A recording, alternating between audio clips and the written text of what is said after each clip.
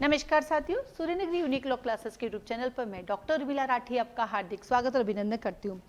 कैसे चल रही है आप लोगों की प्रिपरेशन 2025 के लिए? हाँ, 2025 से वैकेंसियाँ खूब आएगी, बट एग्जाम एक दो एग्जाम ही होंगे। लाइक एमपी का कंफर्म होगा, आपका छत्तीसगढ़ का भी कंफर्म होगा, लेकिन बाकी सारे एग्जाम हो भी सकते नहीं भी, क्योंकि हरियाणा अभी अभी गया है। दिल्ली का दूसरा रिजल्ट अभी तो मेन का आना बाकी पड़ा है। उत्तराखंड, झारखंड का तो मेन का इतना पता नहीं है अभी तक। ठीक है, बाकी हमारे पास कुछ और स्टेट है जैसे उड़ीसा, वेस्ट बंगाल, आंध्र प्रदेश, तेलंगाना। बट दिक्कत ये उन स्टेट में हर इंसान नहीं जा सकता, वो वहीं के लोग दे सकते हैं। तो वो तो कब आते हैं कब जाते हैं सिर्फ रिजल्ट ही दिखता है। लेकिन आप कॉमनली जैसे हरियाणा दे सकते हैं, पंजाबी आप लोग दे नहीं सकते क्योंकि वहाँ पे पंजाबी चाहिए, गुरुमुखी चाहिए, होती नहीं है। गुजरात में हाँ, गुजरात अब आएगा। तो यार हो जाओ गुजरात के लिए, गुजराती सीखना शुरू कर दो। गुजरात इंग्लिश मीडियम वालों के लिए सबसे अच्छा मौका है और देना भी चाहिए, मेरा तो ये सजेशन है। गुजराती अभी से सीखना शुरू करो, लॉ आप कर लोगे, कोई तो इशू नहीं आता है। तो 2025 में एग्जाम होगा गुजरात का, एमपी का और छत्तीसगढ़। ये तीन तो कंफर्म है जो कि पूरा इंडिया दे सकता है। और दिल्ली और हरियाणा वैकेंसीज आएगी, राजस्थान की वैकेंसी आएगी, पर एग्जाम 2026 में होगा। चलो इसी कड़ी में हम चलते BNS को लेके, भारतीय न्याय संहिता। लास्ट मेरे 2 वीडियोस देखे होंगे जिसमें हमने सेक्शन 1 डिस्कस किया, सेक्शन 2 डिस्कस किया था। आज हम करेंगे सेक्शन नंबर 3। सेक्शन नंबर 3 कहता है जनरल एक्सप्लेनेशन की बात करता है। जनरल एक्सप्लेनेशन की बात करते हैं तो टोटल इसमें 9 सबसेक्शंस दिए गए हैं। तो जो सेक्शन है उनको सबसेक्शन से याद करने पड़ेंगे। तो टोटल हमारे पास 9 सबसेक्शन है। आप देख सकते हैं 9 सबसेक्शन को याद करने का बहुत ईजी है। इनमें से एग्जाम में क्वेश्चन तो आएंगे नहीं आएंगे पता नहीं, लेकिन फिलहाल जो भी एपीओ साहब हैं उन सब के लिए बड़ा काम का आता है। क्योंकि मोस्ट ऑफ जब 2 और मोर देन 2% या सेवरल परसेंट मिलकर कोई भी ऑफेंस को उसके फर्दरेंस में कोई भी काम करते हैं अपनी प्लानिंग के साथ, तो वहां पे लगता है कॉमन इंटेंशन। और उनको कॉमन इंटेंशन लगाने के लिए उनको बोलना पड़ता है सेक्शन 3 सबसेक्शन 5। तो इन दिनों जितने भी कोर्ट के अंदर केसेस चल रहे हैं वहां सब जगह सेक्शन 3 सबसेक्शन 5, सेक्शन 3 सबसे 3-5 कहते हैं। क्या 3-5 करे तो बस याद हो गया 3-5 कॉमन इंटेंशन है। हमारे यहाँ पे गाँव की औरतें करती है 3-5 मत करिए कर, 5-3 मत किया कर, ये डायलॉग है हमारे गांव का। तो बस ये 3 की 5 हो गई, आपका भी डायलॉग हो गया। तो सेक्शन नंबर 3 सबसेक्शन 1 कहता है कि इस पूरी BNS को आपको एक्सेप्शन के साथ पढ़ना चाहिए। और एक्सेप्शन कहाँ दिया गया? एक्सेप्शन दिया गया चैप्टर नंबर 3 में। और कहाँ से कहाँ तक दिया गया? 14 से लेकर 44 तक। तो आ जाइए, सबसे पहले हम लिखते हैं क्योंकि आपको पहले इसके बारे में पता होना चाहिए। तो एक्सेप्शन चैप्टर नंबर 3 में दिया गया है, सेक्शन नंबर 14 से 44 में दिया गया है। अब आता है ये एक्सेप्शंस क्या होते हैं। तो आपने देखे होंगे कि एक जनरल एक्सेप्शन में 2 पार्ट में डिवाइड है, एक होता है एक्सेप्शन, एक होता है प्राइवेट डिफेंस। एक्सेप्शन में होता है कि जैसे पहला mistake of fact is excusable but mistake of law is not excusable, तो वहाँ मिस्टेक ऑफ फैक्ट हो जाता है, आपका जुडिशियल एक्ट हो जाता है। जुडिशियल ऑर्डर या जजमेंट के परसुएंस पे जल्लाद जब किसी को फांसी पे चढ़ा देता है तो ऑफेंस नहीं होता है।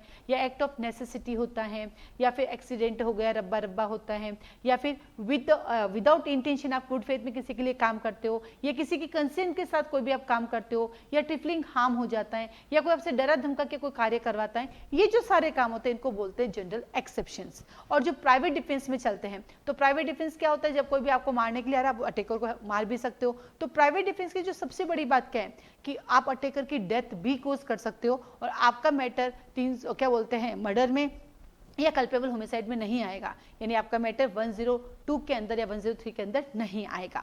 ठीक है, तो इसको बोलते हैं एक्सेप्शन। तो इसलिए कहता है कि सेक्शन नंबर 3 का सबसेक्शन 1 कहता है पूरी BNS को आप एक्सेप्शन के साथ पढ़िएगा। इवन वहां ये भी लिखा है 7 साल से कम का बच्चा अपराध नहीं कर सकता, 7 साल से ऊपर 12 वर्ष से कम का बच्चा अपराध नहीं कर सकता अगर अनमेच्योर है तो बार बार हम डेफिनेशन में नहीं लिखेंगे। जो बात आपके सेक्शन 14 से 44 में दी गई है उनको ध्यान रखते हुए आगे बढ़े। बोला ठीक है।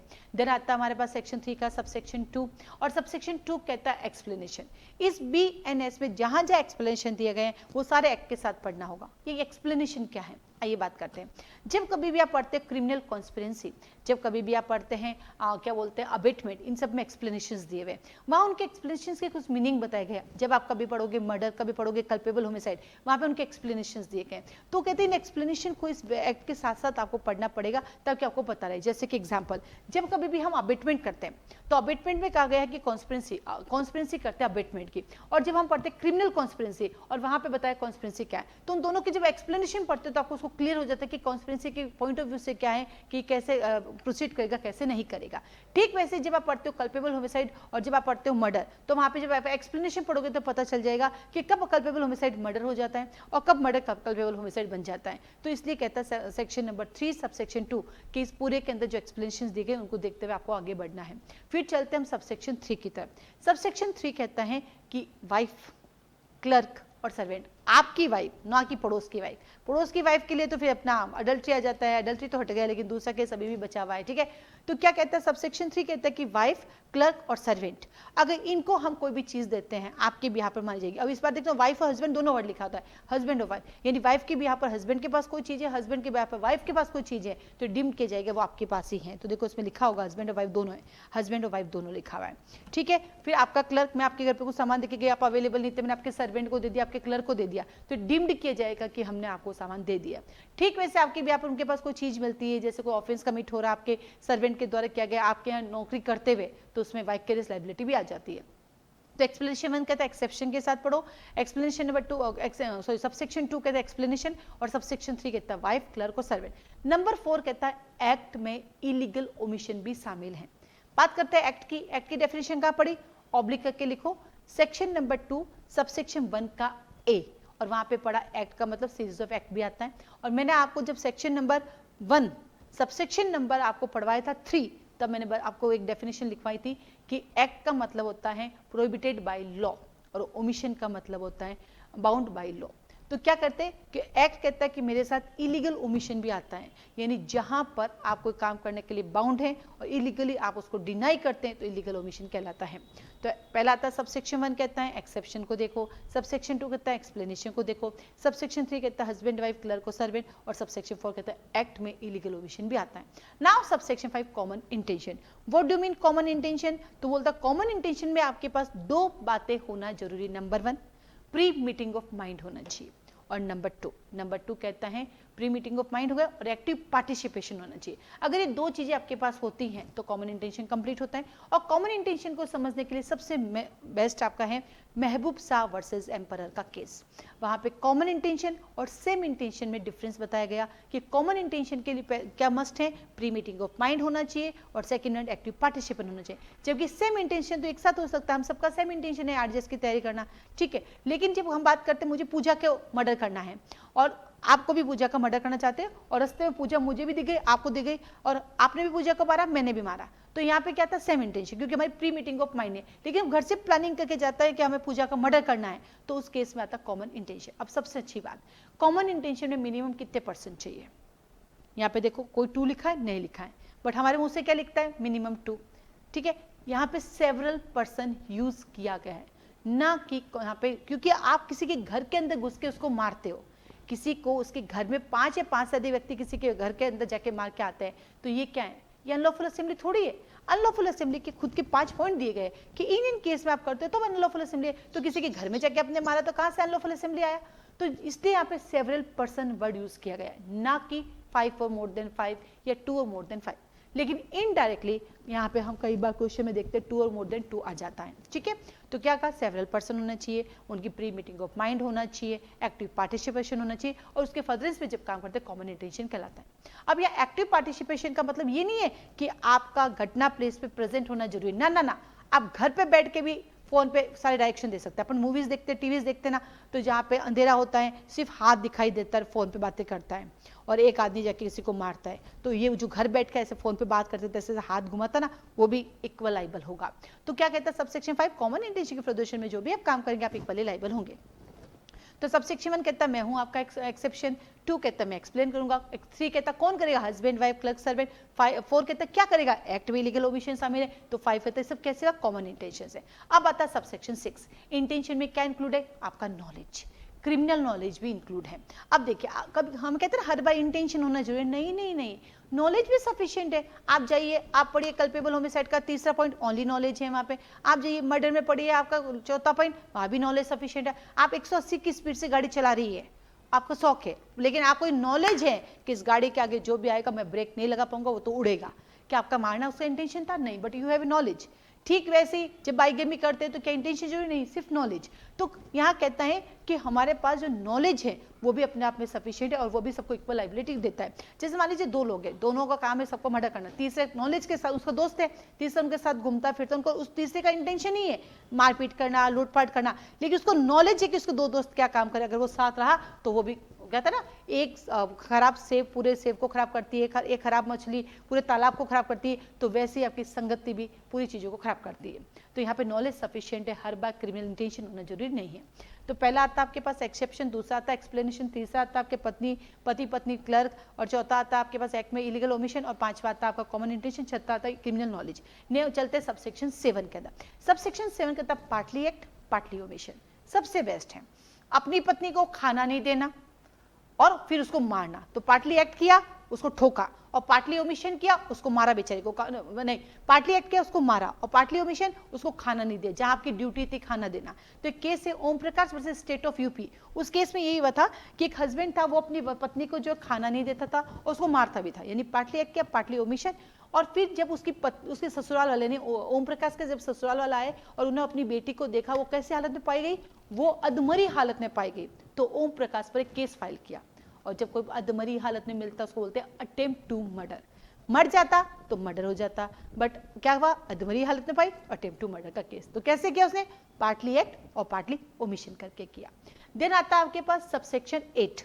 सबसेक्शन 8 कहता है कई कार्यों से मिलकर एक कार्य में शामिल हो जाना। इसको हम बोलते हैं कोऑपरेशन। क्या बोलते हैं इसको, कोऑपरेशन। छोटे छोटे काम, जैसे कि एक जेलर होता है, वो जेलर एक कैदी को रिमांड लेता है और शाम उसकी ड्यूटी सुबह होती है, वो सुबह मारता है, उसको खाना नहीं देता। दोपहर में दूसरा जेलर आता है, उससे साठगांठ की कि इसको खाना मत देना, तुम उसको मारना। तो दोनों क्या कर रहे हैं, दोनों शामिल होकर काम कर रहे हैं, और फिर वो बंदा मर जाता है तो दोनों क्या होंगे, मर्डर के लिए लायबल होंगे। ठीक है, ठीक वैसे कि वैसे दो जेलर होते हैं, एक जेलर होता है उसकी नौकरी यहाँ पे होती है, और वो क्या करते हैं, कैदी को खाना नहीं देता है और उसकी रिमांड भी लेता है, तो वो एकदम अधमरा सा हो जाता है। फिर उसकी वहाँ से ट्रांसफर, उस जेलर की वहाँ से ट्रांसफर हो जाती है, तो उसकी जगह पे दूसरा जेलर आता है, वो भी यही करता है। जबकि पहले वाले जेलर से उसकी कोई बात नहीं हुई थी, पर वो भी उसके साथ यही करता है, वो उसको खाना नहीं देता और वो मर जाता है।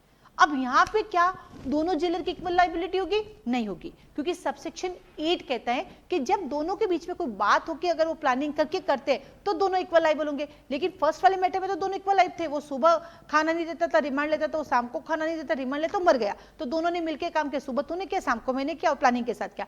लेकिन सेकंड में क्या, उसका ट्रांसफर हो गया, वो तो चला गया, उसकी जगह पे जो है उसने उस चीज को कंटिन्यू किया अपनी मर्जी से। तो पहले वाले ने किया अटेम्प्ट टू मर्डर और सेकंड वाले ने क्या किया, मर्डर, तो यहाँ लाइबिलिटी चेंज हो गई। तो कॉमन इंटेंशन हमें ये समझाता है सबसेक्शन 5, 6, 7, 8, 9 कि कब आपकी इक्वल लाइबिलिटी होगी, कब इक्वल लाइबिलिटी नहीं होगी।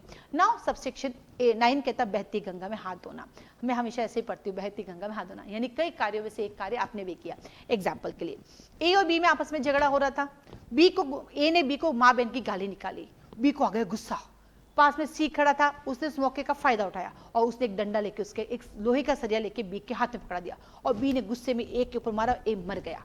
यहां पर बी ने culpable homicide not amounting to murder किया, लेकिन जिसने बहती गंगा में हाथ धोया, जिसने वो डंडा दिया, उसने मर्डर किया। तो सबसेक्शन 9 कहता है बहती गंगा में हाथ न धोए, दिए तो आप भी गए। तो ये टोटल कितने 9 सबसेक्शन है, 9 के 9 बड़े वेरी इंपॉर्टेंट है। ये है हमारा सेक्शन नंबर 3। तो सेक्शन 1 कहता है मैं आपका शॉर्ट टाइटल हूँ, सेक्शन 2 कहता है मैं आपकी डेफिनेशन क्लोज हूँ, और सेक्शन 3 कहता है मैं आपका जनरल एक्सेप्शन हूँ। हम लोगों के सूर्यनगरी यूनिक लॉ क्लासेस एक कोचिंग सेंटर है जो कि राजस्थान जोधपुर में एस्टेब्लिश है। हमारे यहाँ पे इंडिया के सारे स्टेट के फाउंडेशन बैच चलते हैं। अभी फिलहाल राजस्थान एपीओ की क्लासेस भी चल रही हैं। हमारे यहाँ पे मॉर्निंग इवनिंग दोनों टाइम क्लासेस चलती हैं। पहले हम रिकॉर्डिंग नहीं देते, अब तो हमारी रिकॉर्डिंग क्लासेस भी आप कभी भी ज्वाइन कर सकते हैं। अभी हाल में 25 अक्टूबर को हमारा नया बैच स्टार्ट हो रहा है, आगे फिर 11 नवंबर को बैच स्टार्ट होगा। हम लोगों का रहता है कि हर बच्चा एक समय में एक साथ नहीं पहुंच सकता है, इसलिए जैसे नया बैच आता है तो नया सब्जेक्ट आता है तो नया बैच स्टार्ट हो जाता है। तो क्लासेस की जानकारी के लिए पूरे इंडिया के सारे स्टेट एक साथ करते हैं तो उसकी क्या फीस है, 2-3 स्टेट करना है तो उसकी क्या फीस है, इंडिविजुअल करना है स्टेट उसकी क्या फीस है, फाउंडेशन बैच कितने महीने चलता है, क्या रहता है, उसके लिए आप मुझे कॉल मैसेज करके पूछ सकते हैं। बहुत सारे रिजल्ट देती हूँ, आप उत्तराखंड हो या झारखंड हो वहाँ भी अपना रिजल्ट है, बिहार हो या यूपी हो या क्या कहते हैं आपके हरियाणा हो वहाँ पर भी आपको हमारा रिजल्ट मिलेगा।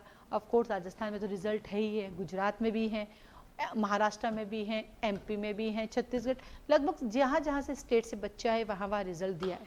अब जैसे मान लो साउथ से कोई बच्चा ही नहीं है केरला से, तो वहाँ मैं रिजल्ट कैसे दूंगी। तेलंगाना का रिजल्ट भी है, वहाँ से भी स्टूडेंट है, बट आंध्र प्रदेश में कोई रिजल्ट नहीं है। धीरे धीरे इंडिया की सारी चीज़ों को कवर कर ही लेंगे। इंग्लिश में पढ़ाती हूँ, हिंदी इंग्लिश दोनों पढ़ाती हूँ, जैसा आपने देखा यहाँ यूट्यूब पे तो जस्ट मैंने आपको बताया कि कैसे पढ़ना है, लेकिन जब क्लास में पढ़ाते हैं तो एक एक लाइन एक एक चीज़ पढ़ाते हैं। इवन जो 3 इलस्ट्रेशन तीनों की रीडिंग करते हैं, उन इलस्ट्रेशन का कीवर्ड्स भी लिखाते हैं, जो भी केसेस मैंने आपको बताया केसेस की फाइंडिंग भी लिखवाते हैं। तो क्लासेस की जानकारी के लिए आप मुझे कॉल मैसेज कर सकते हैं। आज के लिए धन्यवाद।